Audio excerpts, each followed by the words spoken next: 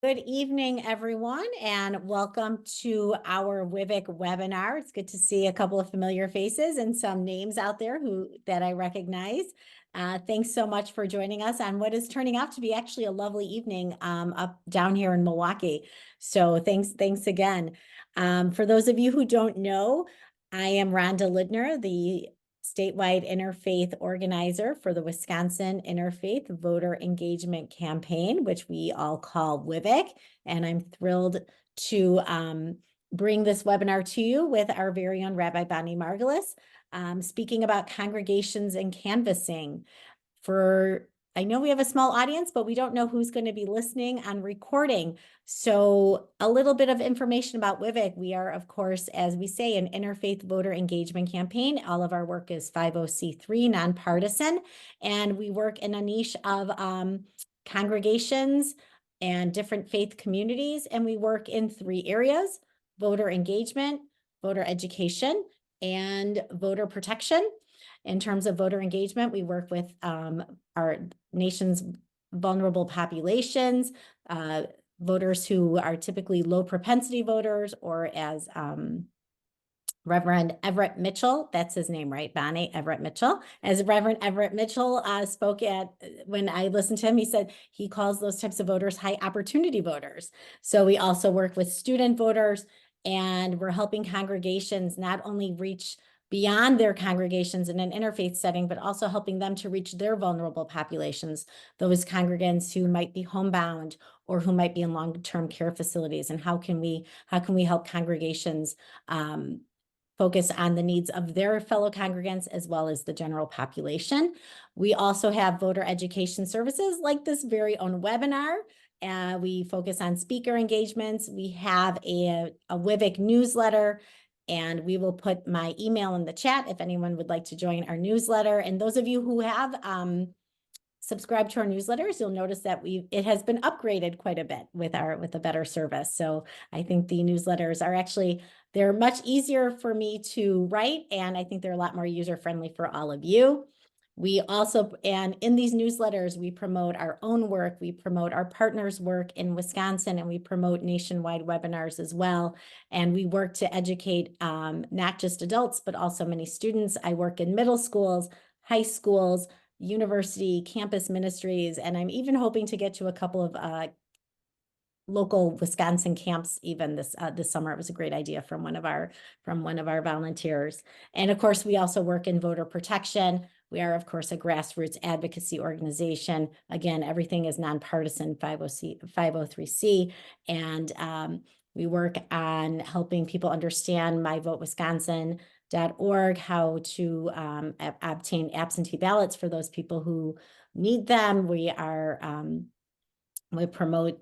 working with trying to bring back drop boxes, and of course, our very important Poll Chaplain program, which we will be beginning to promote very soon with any poll chaplains, clergy who will be serving at polling locations on election day. So we have all of this great work that we've been doing, and that's coming up.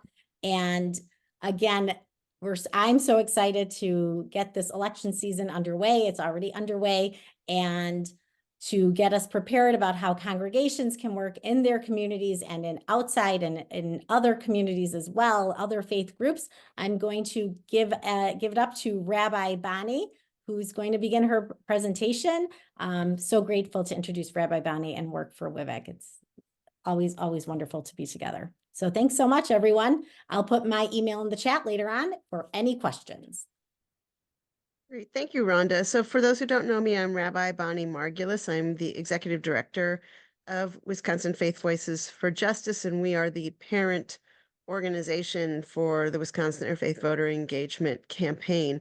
And tonight, this is kind of a follow-up from last week's webinar. So I don't know how many of you were on last week's webinar where we showed the updated for 2024 documentary Suppressed and Sabotaged, which talked about voter suppression efforts, particularly in the Georgia 2018 election, but it's been updated to talk about voter suppression around the country, and Wisconsin no less than any other part of the country. Wisconsin, being more and more seen as a battleground state, is also in many ways ground zero for voter suppression.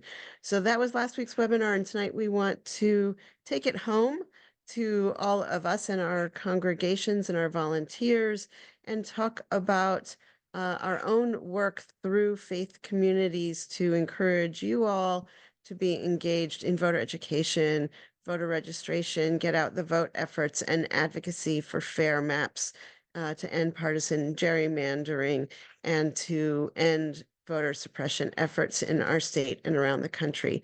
So I have a presentation that I'm going to share with you all that starts out talking about the religious roots of social justice and why this is something the faith communities not only need to be involved in, but for several thousand years have been engaged in speaking truth to power and being engaged in the public square. And then we're going to talk some about the 501c3 do's and don'ts in an election season, and then some of the things that Wisconsin Interfaith Voter Engagement Campaign can provide for you all in terms of programming, tools, resources, staff time to help you with your voter engagement work as we move toward the November election. So I'm going to share my screen and share my PowerPoint with you all. Let's everybody cross your fingers that the technology will work. First of all, let's go back to the beginning. Okay. There we go. Great, thank you. So, faith communities and civic engagement, or as we like to call it, moving from charity to justice. So again, looking at some of the religious roots of social justice. So faith communities and faith leaders have always been engaged in this work. It's such an important work, and it's something that we've always done. And in the Jewish community, we always start off with looking toward the Torah, the 5 books of Moses.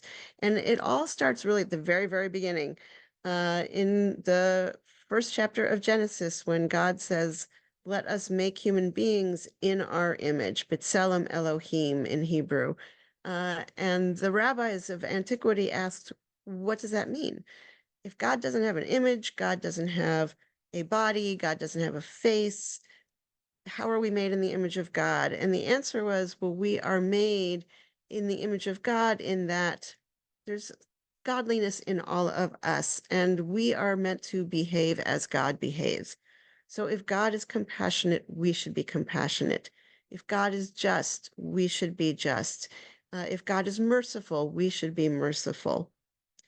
And in Leviticus 19, what we call the holiness code, because it has this refrain throughout, be holy, for I, Adonai, your God, am holy. What does it mean to be holy? And it really lays out kind of a taxonomy of holiness, a list of examples, not a comprehensive, exhaustive list, but a list of some examples of what it means to be holy. And you might think that being holy involves making sacrifices, prayer, worship, that kind of thing. But actually, in the Holiness Code, being holy means acts of social justice. So leaving the corners of your fields for the poor to glean, having honest weights and measures in your business dealings, having honest courts that neither overly favor the rich or overly favor the poor, but just have honest judgments. Respect for the elderly, respect for people who have disabilities, respect for the stranger and treating the stranger in your midst the same as the citizen. So these are all pieces of the Holiness Code. And part of that is in the Holiness Code, love your neighbor as yourself. It is right there in Leviticus 19. Our prophets picked up from these social justice teachings and amplified it. And this very famous text in Isaiah 58, which in the Jewish community we read every year at Yom Kippur on the Day of Atonement, a day when we spend the whole day in synagogue fasting. And yet Isaiah says, is this the fast I desire, the beating of the breast and the spending time in worship? No, the fast that I desire is helping the widow, helping the orphan, helping the poor, releasing the captives. This is the fast that I desire. This is what God is looking for, not so much the breastfeeding and the ritual, but the acts of social justice and social welfare. And then Jesus also, as somebody who was raised and steeped in Jewish tradition and Jewish law, carried forth those teachings. And there's a famous passage in Matthew 25 where Jesus says, when I was hungry, you fed me. When I was thirsty, you gave me water. And the disciples said, when did we do this for you? And Jesus said, when you do it for any of those who are in need, you do it for me.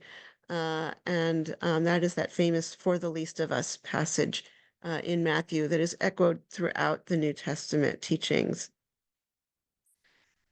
Buddhism also has these same kinds of teachings about our responsibility as people of faith to look out for the suffering of others. So the bodhisattva is somebody who is capable of attaining nirvana, but who delays it because of their great compassion for the suffering in the world. And the bodhisattva says, I take upon myself the burden of all suffering. I'm resolved to do so. I will endure it. And why? At all costs, I must bear the burdens of all beings and the whole world of living beings. I must rescue from the terror of birth, old age, sickness, death, and rebirth. The Prophet Muhammad also said in the Hadith, in the extra Quranic writings, really very much echoing Isaiah, a moment of justice is better than 70 years of worship in which you keep fasts and pass the nights in offering prayers and worship to Allah. So we see that there's thousands of years of history and tradition of our faith communities exhorting all of us as people of faith to work for social justice.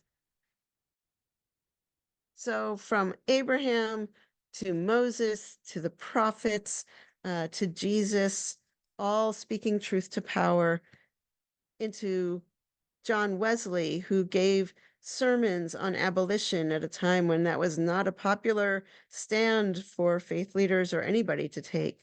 From Gandhi, who was not self-identified as a faith leader, but who did his work out of a very deep commitment to his Hindu faith.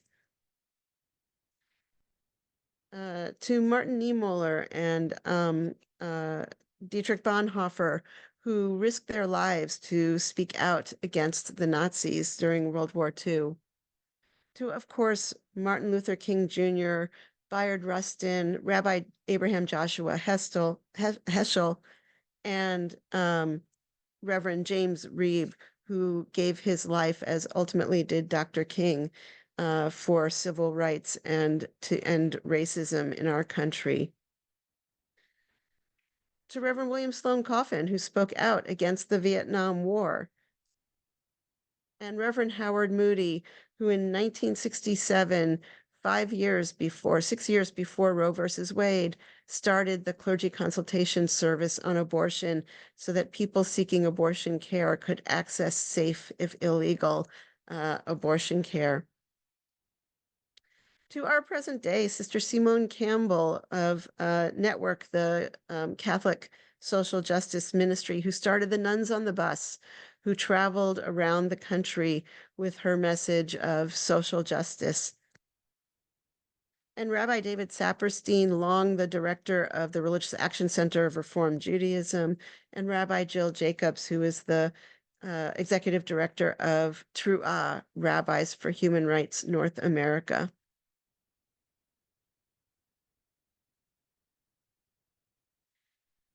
So all of our congregations are 501c3 organizations. We are all nonpartisan nonprofits, as is Wisconsin Faith Voices for Justice, and therefore the Wisconsin Interfaith Voter Engagement Campaign, our Interfaith Voter Engagement Project. So what does it mean to be a 501c3? There are certain many things that we can do as nonpartisan organizations, and a few specific and simple things that we cannot do. So 501c3 sounds mysterious, but it is simply the paragraph in the IRS tax code where this work falls under. So what can we do as a 501c3? We can, in our congregations, in our organizations, hold nonpartisan registration events. We can do it at worship times and at other times when our congregations gather. So nonpartisan means you register everybody and anybody. You don't ask them their party. You don't ask them who they're voting for. You don't ask them any of those things. If they volunteer that information, you say, that's great, but we're just registering everybody, regardless of what party you support or who you're voting for. We can participate in nonpartisan canvassing in low voter turnout neighborhoods, and that's an incredibly important thing to do. So some of you may be familiar with partisan canvassing, where you're canvassing on behalf of a party or a candidate and handing out literature from that party or that candidate. Nonpartisan canvassing has nothing to do with party or candidate, but it is simply to remind people, hey, did you know there's an election coming up? Do you know where your polling place is? Are you sure you're registered? Do you know what's on your ballot? Do you have a plan to vote? Really to help people to raise awareness and to make sure that they have a plan and know what they're going to do, either voting early or what they're going to do on election day to get to the polls. We can send nonpartisan postcards to low propensity voters. And again, they don't say anything about party or candidate. It's just, hey, did you know there's an election coming up? Here's where you can go to make sure you're registered and find out where your polling place is. We can hold nonpartisan candidate forums. So a nonpartisan forum, you invite all the candidates, regardless of party, regardless of how you feel about the candidates, regardless of how you might think the candidates feel about you or your faith community. It doesn't matter. You invite all the candidates. They don't all have to come, but they all have to be invited.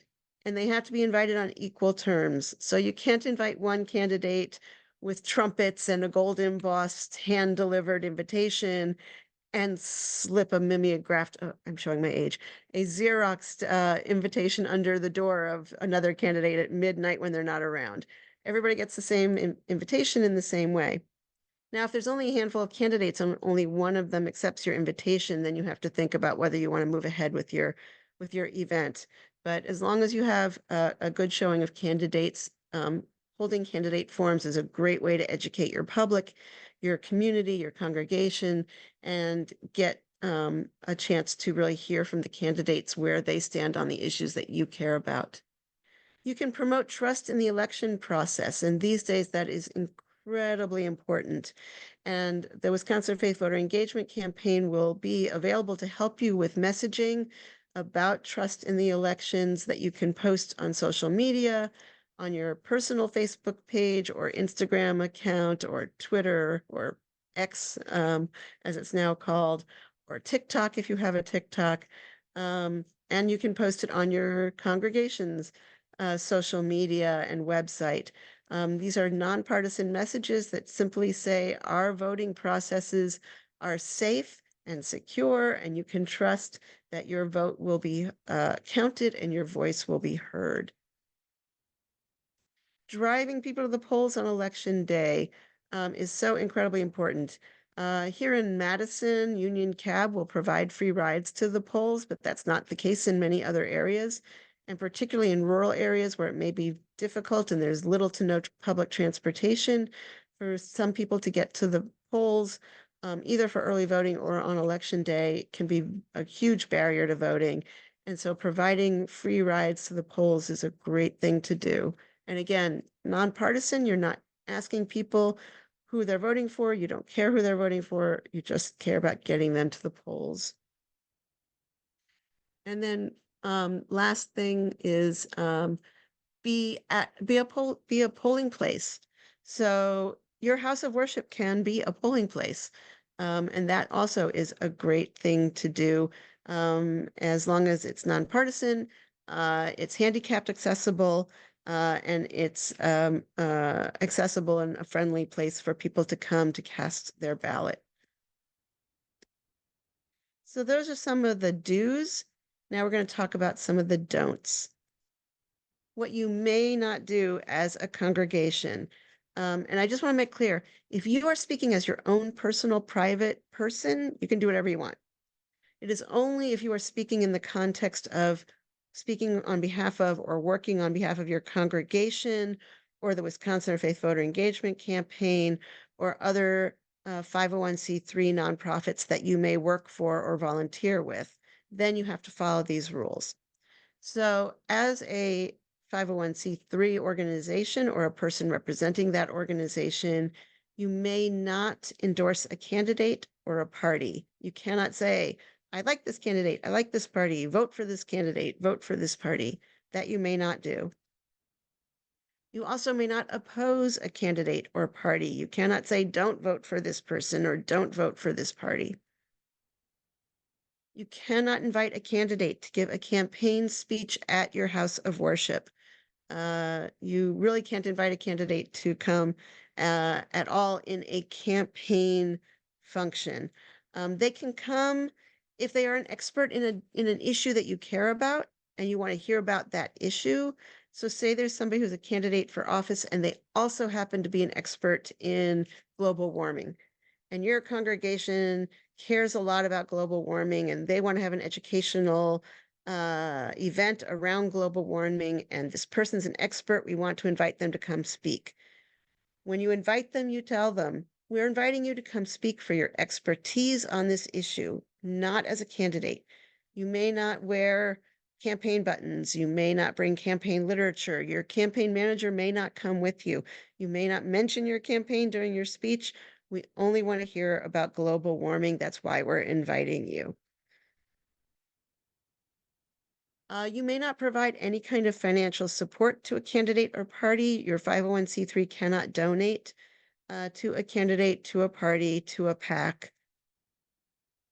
And you cannot provide non-financial support to a candidate or a party unless you're providing it for all the candidates or parties. So you cannot let a candidate use your congregation's Xerox machine. Unless you use it, let everybody use it. You cannot allow a candidate to have meeting space in your house of worship unless you allow it to for everybody. So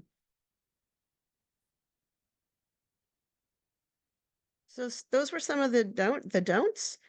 Now, if we are working with the Wisconsin Faith Voter Engagement Campaign or in other ways across faith communities, and we really encourage you to do so, we want to be sure that you have some information about what it means to be interfaith, to work in an interfaith space, to work across different faith traditions.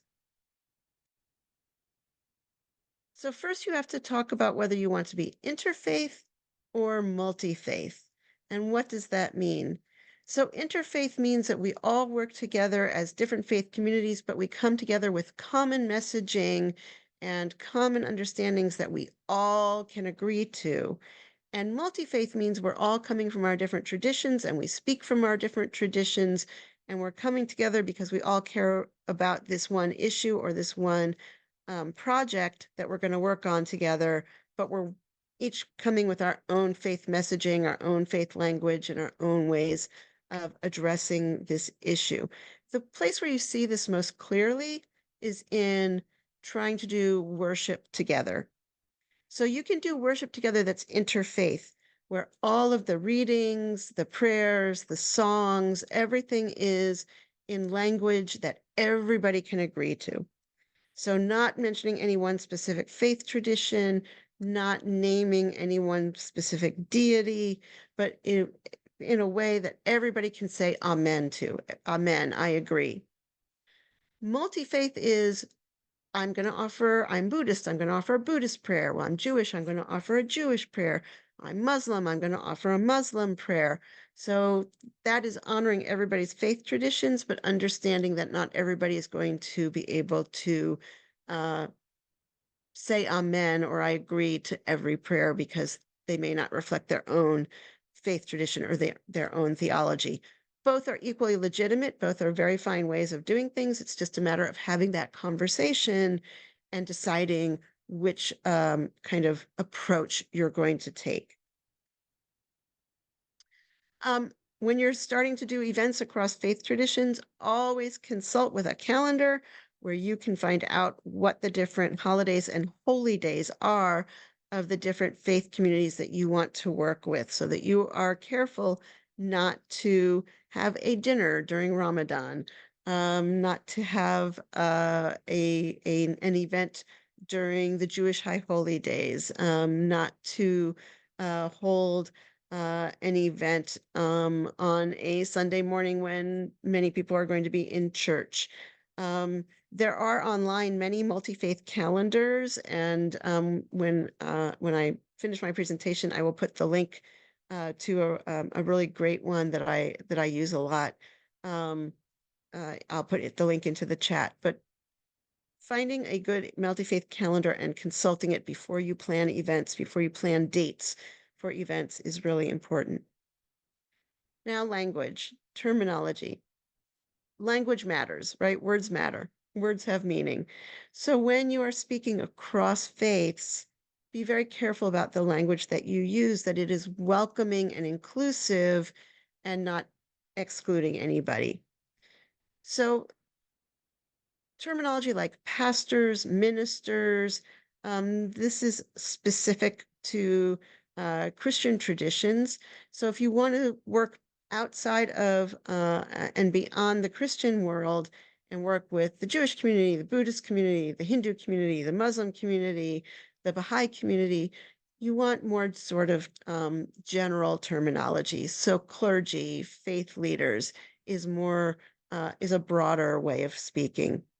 Houses of worship or congregations or faith communities rather than churches. Congregants or members of the congregation rather than parishioners or your flock or churchgoers.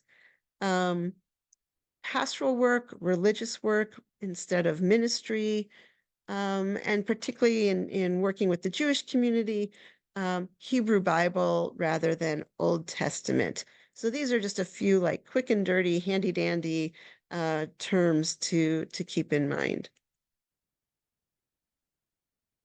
So again, the Wisconsin Interfaith Voter Engagement Campaign, we are here to help you with your voter engagement work, whether you're doing it within your congregation or faith community or doing it across faith communities. We are here to help. So starting with Rhonda Lindner, our fabulous, amazing organizer. And here's Rhonda's email address, which she also will put in the chat. Our website, wisconsinfaithvoicesforjustice.org/faith and voting is where you're going to find all of the WIVEC information and materials. You can also find us on Facebook, the Wisconsin Interfaith Voter Engagement Campaign.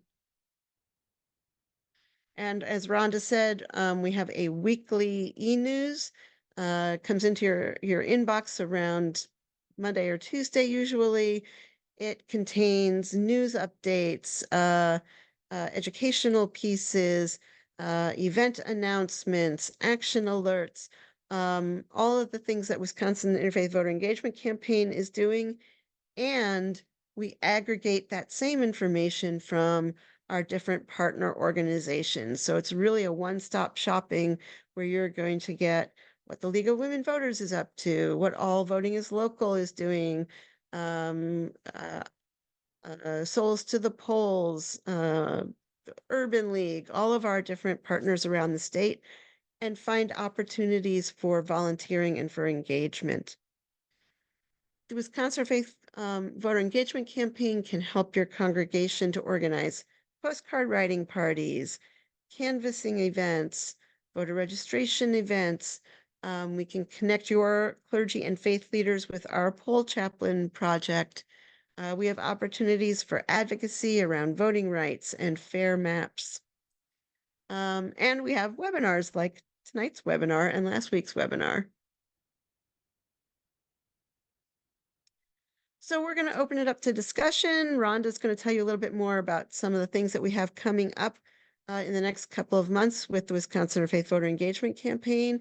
And hopefully we'll have some time to hear from you all what you're working on, what's worked well, what's been challenging, and how we can help you with your voter engagement work.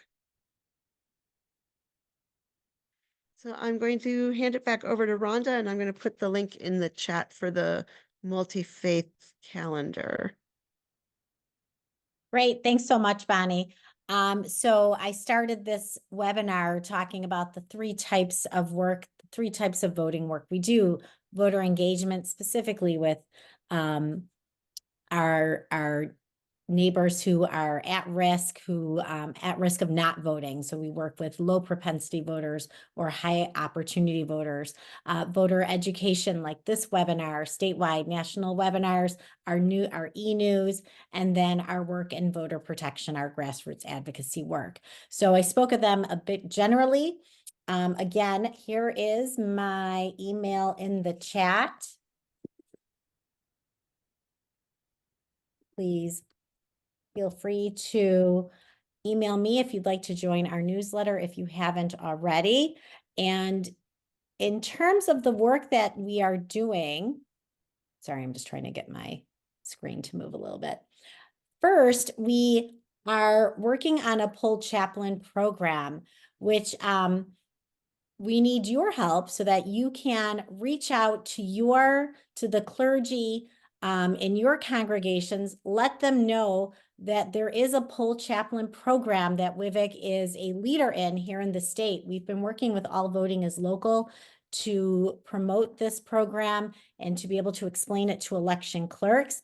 Anyone who is considered a poll chaplain or clergy member is welcome to be trained by WIVEC to be at the polls on November as a pastoral, as a proactive, peaceful presence.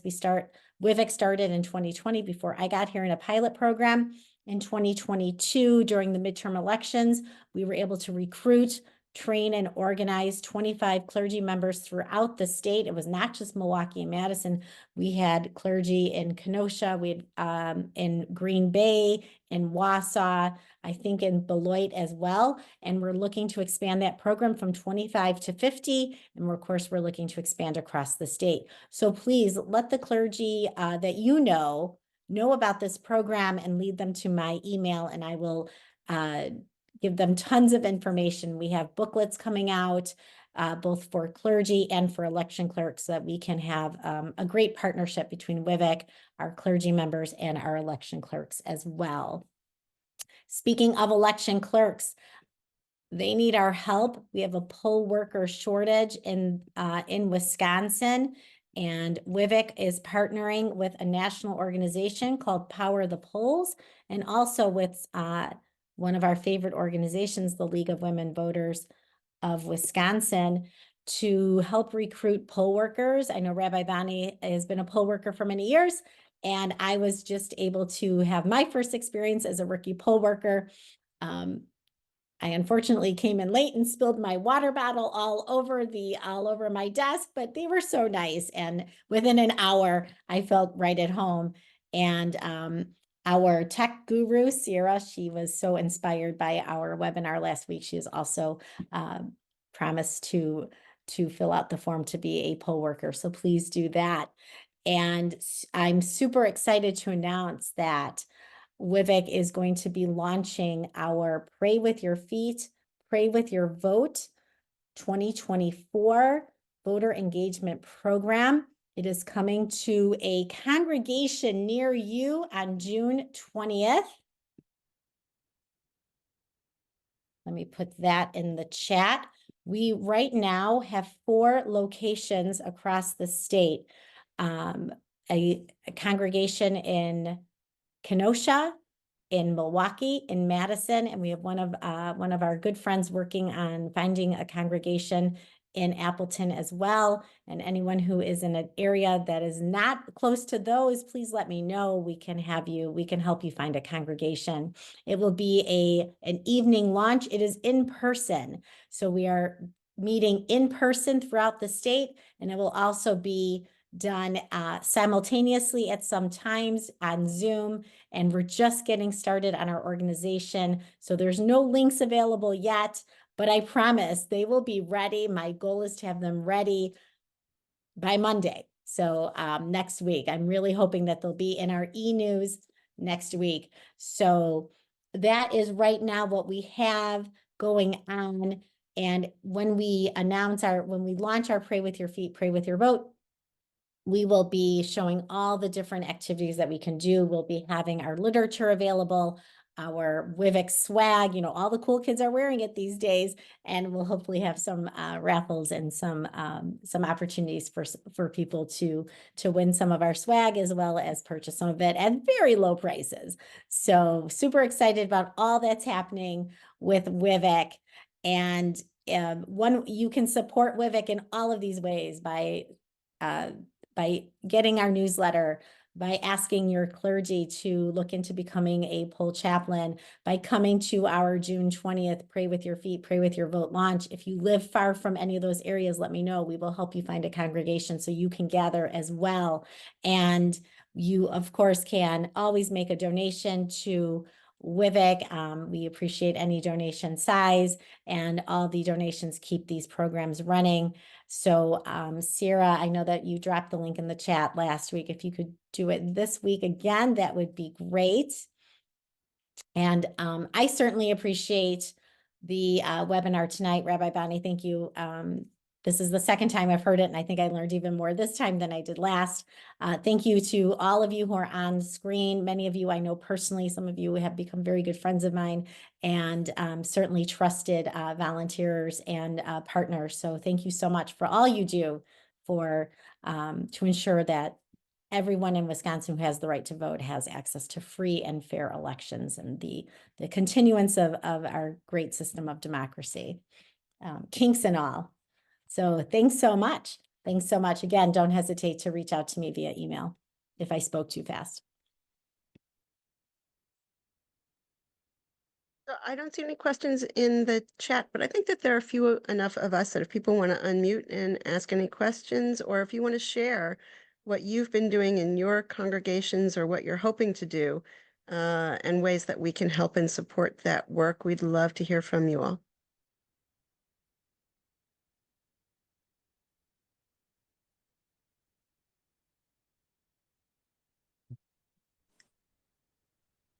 Jean, I see you have a question. Thank you. Sorry, I couldn't find my icon for raising my hand. So you got my hand. I love it. No worries. I'm curious, I can't think of anybody to fit the role, but election chaplains, can you speak more to the, give an idea of what that role includes? Yeah, Rhonda, do you want me to speak to that? Sure. So poll chaplains are clergy and faith leaders. We don't necessarily have to be ordained, but we would like it to be people who are recognized leaders in their congregations and hopefully have had some degree of clinical pastoral education or experience doing pastoral work. And the goal of the program is to be a peaceful presence on election day. So we work with some national partners to provide active bystander and de-escalation training. And then we ask the clergy and faith leaders to connect with their local election clerks ahead of time, make sure that the election clerks understand what this program is. And Rhonda has created a great brochure to help explain it.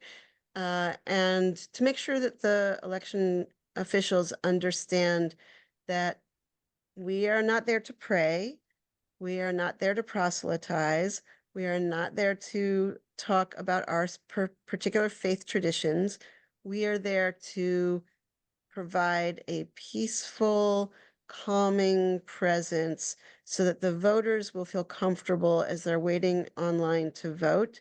And if there is any attempts at voter intimidation or harassment or electioneering, that the clergy are there to be a buffer. We do train our clergy in, again, how to de-escalate, but we also really train them, don't put yourself in harm's way. You are not there to substitute for the police. You are there to alert the election officials in the polling place if you see something that seems like it's going to be problematic, and then it's the election official's job to decide what to do about that. But the clergy, the faith leaders are there to help the voters to feel safe and secure and comfortable while they wait to vote. When we did this, the first time we did this was in Madison in 2020, and we had 12 clergy. They went to a number of different polling places during the day.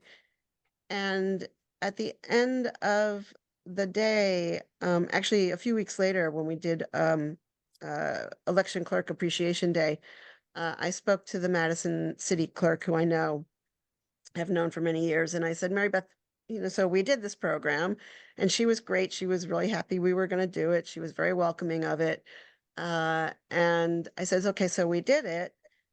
Was it helpful? Is this something you would like to see us do again? And she said, we'll never know what didn't happen because you all were there, but we do know that our poll workers felt better knowing that you were there. So I said, well, that's great. That's all we need to know. We will continue to do this. And in 2022, we doubled the program. We had 25 clergy in, I think, 5 or 6 different locations around the state. And as Rhonda said, we hope to double it again this year and have 50 clergy in even more locations. So thank you. Thank you for the question.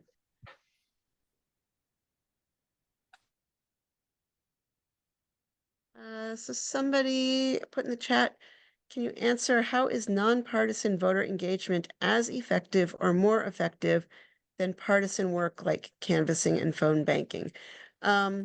So we do canvass, and we do partner with the League of Women Voters and others who do phone banking, but we do it in a nonpartisan way. So, very often when you approach somebody's door and you're there to talk about a candidate or a party, they don't want to talk to you. They're sick of hearing it.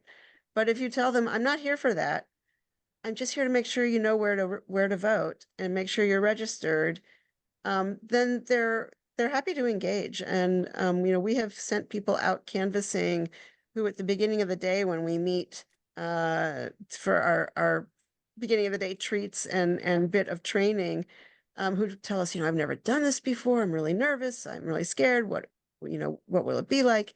And they come back at the end of the day and they are bubbling over with excitement. They had great conversations. People were very welcoming and really wanted to talk about the issues.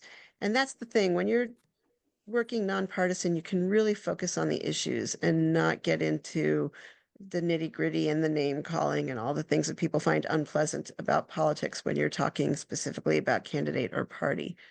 So I think doing this in a nonpartisan way is very powerful. And Rabbi Bonnie, and then Susan, I promise I'll get to you. Not only do I collect the different webinar training sessions, I watch them as well. And there's a great webinar about the effectiveness of nonpartisan canvassing and some of the data points that show how effective it is and how much it increases not just voter engagement, but actual getting to the polling places and voting. So anyone who wants that access to that webinar, let me know, because I saved it. I saved it as a recording. Yeah, Susan, thank you. Yeah, well, I wanted to say a couple of things before about the calendar. I'll mention it later, but in answer to Jean's question, this may sound kind of cynical, but if you want to have if you're interested in some sort of partisan thing, if you just focus on the voters who you think might support your candidate. If you talk about the party, that's not good. And a lot of them will say, well, why did this party not care about me until this election came along? But if you present it in terms of, you have this power that you can exercise, and isn't this exciting, go vote. And you don't talk about the politicians, that's good. But, WIVEC tries to focus on people who would not otherwise be voting.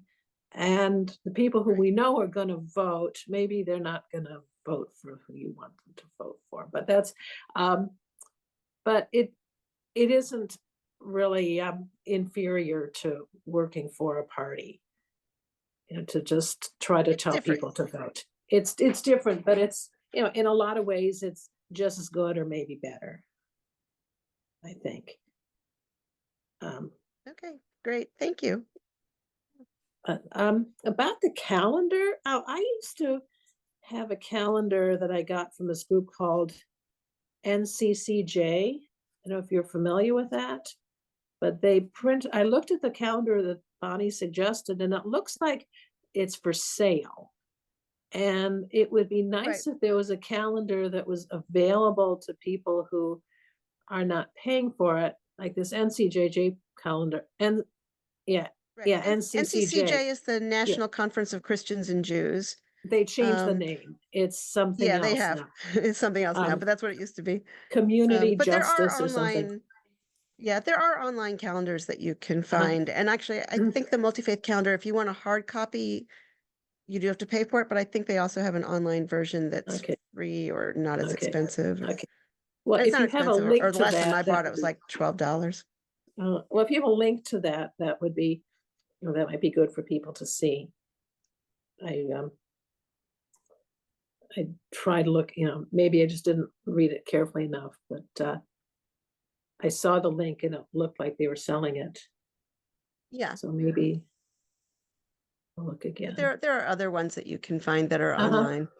Well, I'll see what any I can find. offhand that you could recommend, or? Yeah, I'll take a look. This is the one that I really liked just because I knew the people who used to do it. And it's really pretty, and it covers 12 different faiths, which not all of them cover that many. No, it's order now or order now. Yeah. Okay. So Harvard Divinity School has one online. I'll put the link in the chat. This looks like it's a for everybody at your place of employment kind of thing. If you have 1,000 employees, then you order multiple calendars. But that's just a marketing. Yeah, but it's Well, it's good for anybody. They were just saying if you're, one of the reasons why you might want it is because you want to know where what your employees' holidays are. You want to order one for everybody or something. Right. Yeah. In my role as interfaith organizer, I'll do a little digging as well and see if we can and I'll share it with Rabbi Bonnie before I share it outright. But I'll do some digging and see what we can find that's online. Yeah. So I put Harvard Divinity School's link, and Xavier, which is a Jesuit seminary, also has an online calendar. Great. Other questions, comments?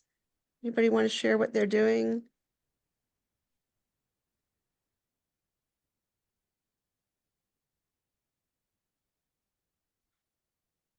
I know that in some of the congregations I've been working with, and I mentioned it earlier, but maybe I was speaking really quickly, so I'll say it again, is that a lot of congregations that I've been working with want to make sure that they help their congregants, again, those who are homebound or those who maybe are in long-term care, and to, and again, it's a show of both fellowship and belief in democracy, to make sure that everyone is voting, and our vulnerable populations aren't only those strangers whose neighborhoods we're canvassing in. They are the members of our congregations or people in our neighborhood. So please, if you know of someone who is homebound and you want to help them register to vote, let me know, and I can share some resources with you. But that's been a really important piece of voter engagement with some of my congregations. Yeah, Jean. I drive for Souls to the Polls, and it's incredibly rewarding. And one of the groups you can include is Souls to the Polls. They have the same voter phone number that gets called each time. So, anyway.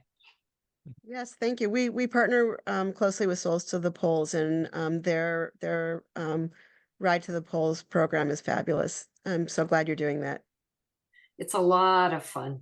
And it's people Great. who really want to vote and Yeah. just can't get there. So Yeah, that's right. That's a great service. Thank you. So I don't And want to I put her know on the this is a spot, but I big- see, yeah, sorry, I see that Barb Feeney is on with us, and she's the president of the League of Women Voters of Dane County. So Barb, I don't know if you want to share anything that the league is doing.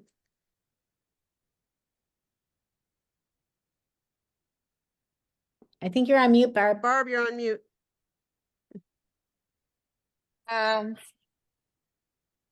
We will be, we're starting to be out there tabling. We're at a lot of local community events. And we're going to be out there just reminding people of the dates and making sure they're registered to vote and letting them know how to register to vote if they're not already doing so. And then we'll be in Dane County, with the Voter ID Coalition, we provide information to the food pantries that they can give to their clients about registering to vote. It's going to be, a pretty wild and crazy 6 months coming up. I want to just highlight that there are going to be some referenda on the ballot in August and in November. And once again, these are referenda that are aimed at making it difficult for some people to vote or intimidate some people about voting. So the League of Wisconsin will be putting out information about these referendum. And it's really kind of amazing. In the spring election, there were 2 referenda on the ballot, and the League was telling people to vote no. And in fact, these referenda passed, but really by a much smaller margin than we expected. So one thing congregations can do is to help people understand what these referenda are about, because people otherwise they're going to show up at the polls and they're going to see these referenda questions and not know what they're all about. So Yeah. that's something to really be paying attention to. Yeah, thank you for raising that, Barb. That's really important.